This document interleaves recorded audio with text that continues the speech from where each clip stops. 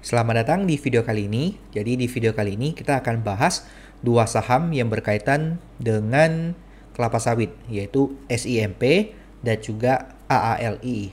Jadi yang Anda lihat sekarang ini adalah penampakan dari chartingnya SIMP.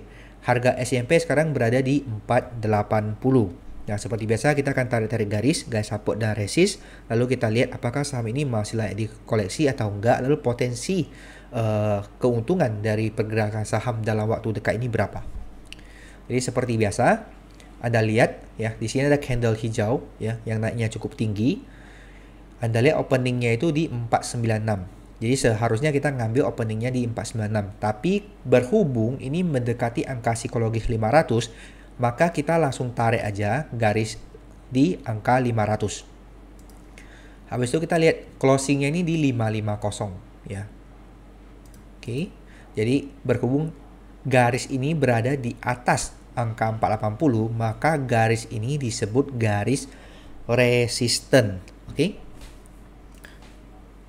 Next, kita akan ngambil garis supportnya. Oke. Anda lihat di sini ada candle, ya, ada candle. Anda ngambil sini openingnya di 478 sebagai garis support pertama, ya. 478. Anda lihat di sini hampir juga di kerucutnya ya, di tingkat ataupun di atapnya. Di sini juga ada candle. Kita ngambil candle ini aja di openingnya 478. Dan next, Anda perhatikan di sini ada gap kecil ya, ada gap kecil. Anda lihat openingnya sini di 450. Lalu di sini closingnya juga di 450. Anda ngambil 450 sebagai area support kedua. Jadi ini adalah support resist untuk harga saham SIMP. Nah, harganya sekarang di 480.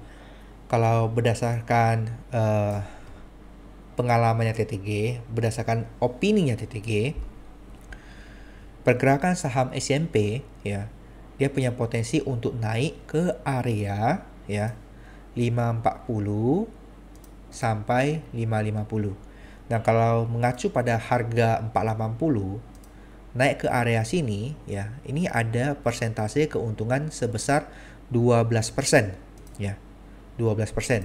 Kalau misalnya turun ya, di sini ada 6%. Jadi kalau misalnya Anda mau beli ya, Anda harus membatasi resiko gitu ya. Kita ngambil TP1 aja deh. Ini ada 12,5%, di sini turun ada 6,25% ya. Bahwa tidak semuanya prediksi yang kita sampaikan ya, ataupun opini yang saya sampaikan di dalam video saya itu selalu benar. But memang mungkin mostly benar ya, mungkin. I don't know, Anda kalau misalnya yang sering pantau ataupun sering ngikutin TTG dari awal sampai sekarang, Anda boleh nilai sendiri gitu loh. Jadi kita nggak sembarang kasih saham yang ngaco-ngaco ya. Kita nggak juga sering ngupload video, karena kita selektif ya. Dan juga memang saya juga sibuk di dunia nyata ya, bukan dunia yang kayak meme saham gini. Saya juga banyak kerjaan, dan ya sebisa saya mungkin saya akan sharing. Jadi bagi teman-teman yang belum follow Instagram saya, boleh follow Instagram tarik garis. Kadang saya akan sharing di story ya, saham-saham apa yang sedang saya lirik, ataupun something that I want to say, something that I want to share, maybe berguna bagi teman-teman. Nah, bagi teman-teman yang belum memiliki SIMP, Anda boleh melirik ya, Anda boleh masuk sedikit-sedikit, tapi Anda jaga batas bawah ya. Batasi resikonya kalian ya, batasi juga resikonya kalian dengan kemampuan keuangannya kalian. Jangan ngasal masuk semua gitu ya. Jadi Anda bisa nilai sendiri ya.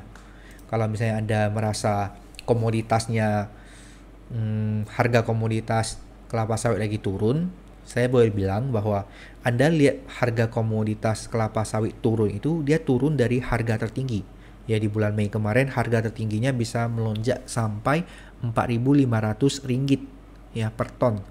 Dia turun sekarang ke 3.500 per ton. Jadi Anda lihat penurunannya itu adalah dia turun dari top. Sama seperti SCMP ini. Anda lihat sahamnya turun, itu turun dari atas gini. Tapi Anda coba lihat secara long terms, ini harganya naik. Apalagi di kuartal 1, ya, itu harganya komoditas CPO itu masih tinggi. Di kuartal 2, 4, 5, 6 itu secara rata-rata harga CPO-nya itu juga masih tinggi. Jadi TTG lihat kuartal 1 dan kuartal 2 laporan keuangan untuk emiten yang berbasis kelapa sawit itu tidak akan mengecewakan.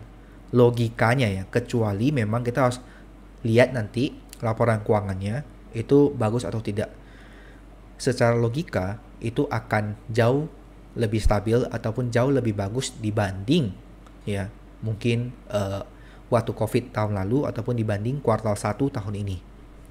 Seharusnya ya kita harus lihat bagaimana manajemen dalam hal menyampaikan laporan keuangan. Oke, karena itu ya apa namanya ya, sesuai dengan kebijakannya perusahaan masing-masing lah.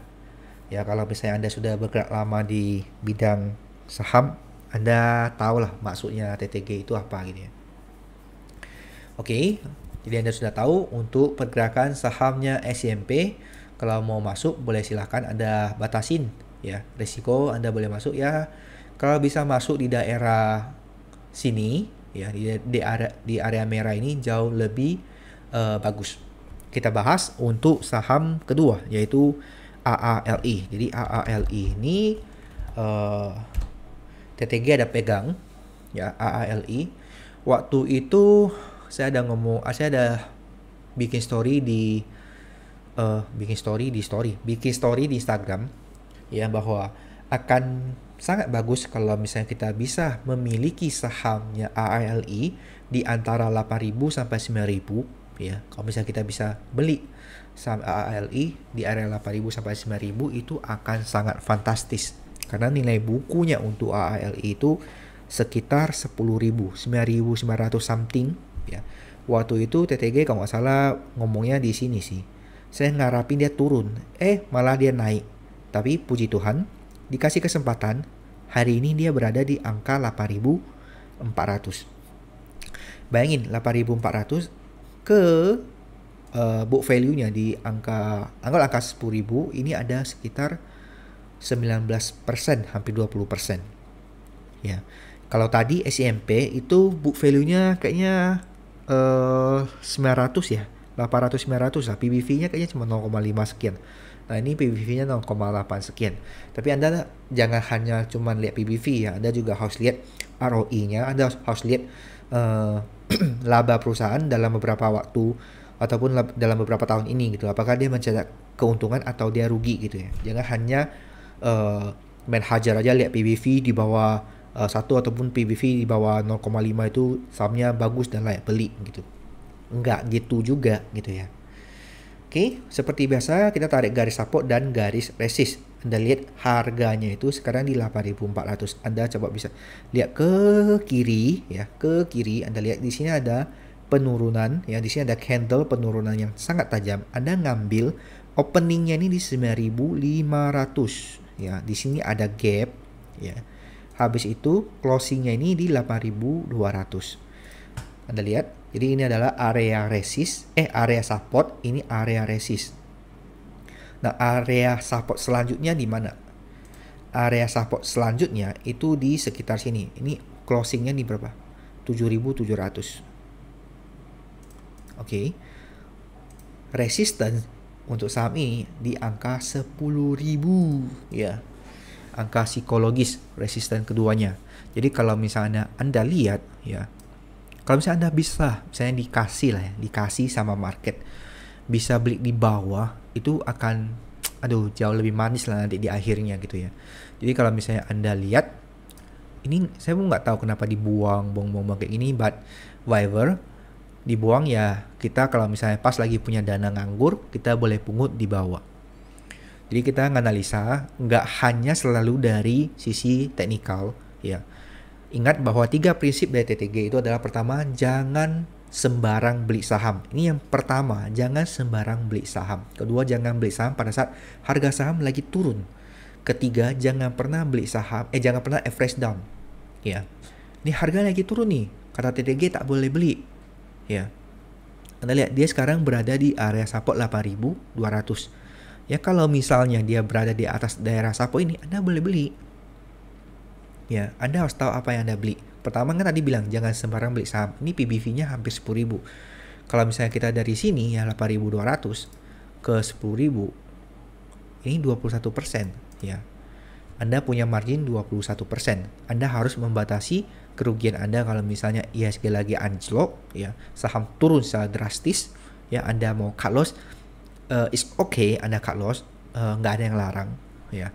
Tapi kembali lagi, jangan emosional karena harganya sudah murah, Anda beli lagi gitu loh. Jadi intinya saran dari TTG untuk jangan average down itu adalah jangan terlalu emosional untuk selalu memiliki suatu saham di harga yang paling bawah. Ingat bahwa kita tidak bisa selalu beli saham di angka ataupun di level yang paling bawah. Di harga paling bawah, paling bottom itu kita nggak bisa. Jadi cukup di harga yang bawah saja, kita beli harga bawah, kita jual di harga yang tinggi. Dan juga kita juga tidak bakal bisa selalu jual di angka paling tinggi. Maksudnya apa?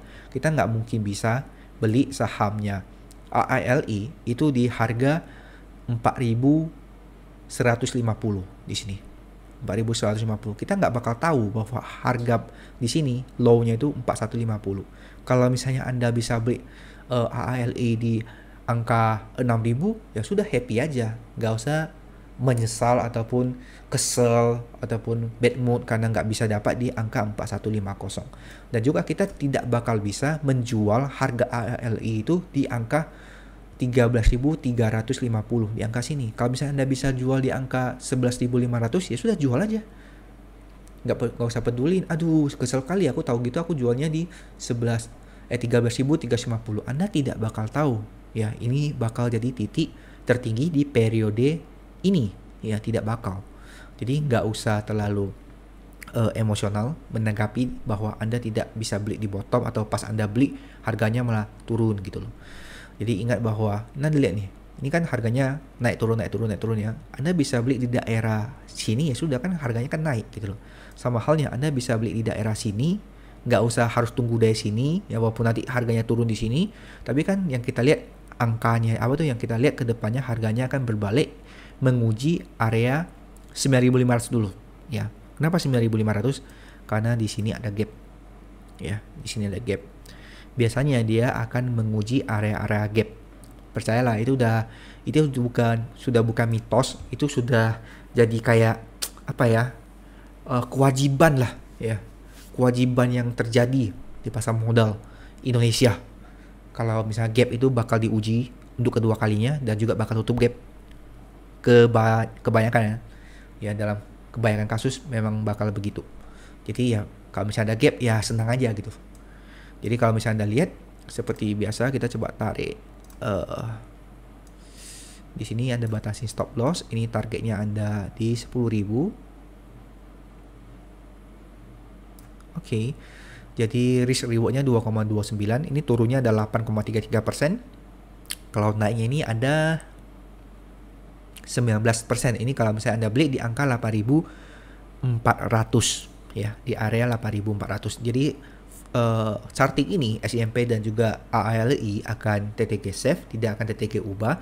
Nanti di video-video selanjutnya kadang kita akan ngulas balik dengan charting-charting sudah pernah kita buat gitu. Lalu kita akan lihat bagaimana pergerakannya gitu loh. Oke. Ya, ini kita tarik ke sini. Oke, Anda bisa lihat ya. Potensinya ini 19% dan turunnya cuman 8%. Cuma Anda tetap membatasi resiko. Karena sekarang ini ya market lagi tidak kondusif ya, apalagi sekarang peningkatan dari jumlah orang yang terinfeksi COVID. Di mana-mana kita lihat berita angka COVID melonjak ya, naik. Dan itu sudah kita duga ya, belajar dari Malaysia bahwa setelah lebaran angka COVID akan naik. Dan ya kita sudah tahu dari dulu Ya cuman ya warga-warga plus 62 kan memang berbeda gitu ya. Jadi kalau teman-teman yang tidak berkepentingan untuk keluar, TTG saranin di rumah saja ya. Kita nonton videonya TTG ataupun video-video teman-teman yang lain di YouTube, belajar, kita saling sharing. Kita harapin dalam beberapa hari saham-saham yang teman-teman beli bisa membuahkan hasil yang positif. Dan ingat, di dalam kondisi kasus ataupun kondisi ekonomi dan juga market sekarang ini, hal yang terpenting bagi seorang trader ataupun investor adalah kita harus keep kita punya liquidity kita itu setinggi mungkin gitu. Ataupun kalau kata Pak Jul itu adalah dry power. Dry power itu adalah Anda harus punya uang cadangan ya di luar dari equity Anda, di luar dari RDI Anda. Jadi kalau pas market lagi bergerak tidak rasional, saham-saham yang bagus diobral, di sana Anda punya dry power, di sana Anda punya uang yang Anda simpan, ya uang yang uang dingin yang bisa Anda belanjakan dan Anda bisa panen di kemudian hari.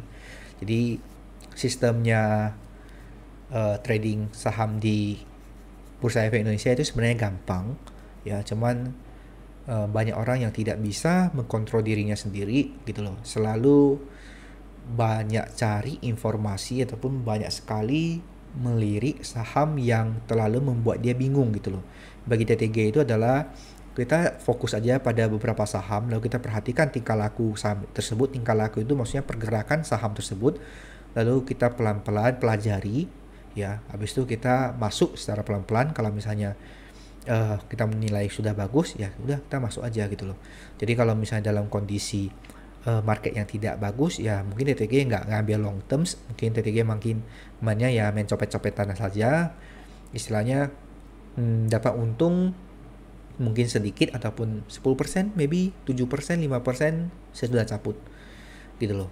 Karena apalagi tempo tantrum ya, kita nggak tahu kapan bakal dimulai. Inflasi sudah 5% di US, tapi belanja masih belum kelihatan. Saya nggak tahu, ini agak aneh ya. Stimulus sudah dikeluarkan berapa puluh triliun. Jadi banyak sekali efek-efek yang bakal mempengaruhi IHSG baik dalam internal ataupun eksternal. Jadi bagi teman-teman yang baru join, jangan terlalu agresif ya. Bagi teman-teman yang sudah lama, kita sama-sama kasih nasihat kepada teman-teman yang baru join supaya mereka untuk menahan diri, supaya mereka untuk belajar pelan-pelan ya. Karena percayalah bahwa pengalaman tidak akan membohongin Anda dalam perjalanan hidup Anda ataupun perjalanan di dunia saham. Mungkin sekian videonya kali ini. Jadi bagi teman-teman yang mau masuk di emiten AALI ataupun SIMP TTG nggak punya sih, AALI TTG punya. Silakan, cuman Anda harus batasin resiko sesuai dengan kemampuan dan juga keuangan teman-teman masing-masing.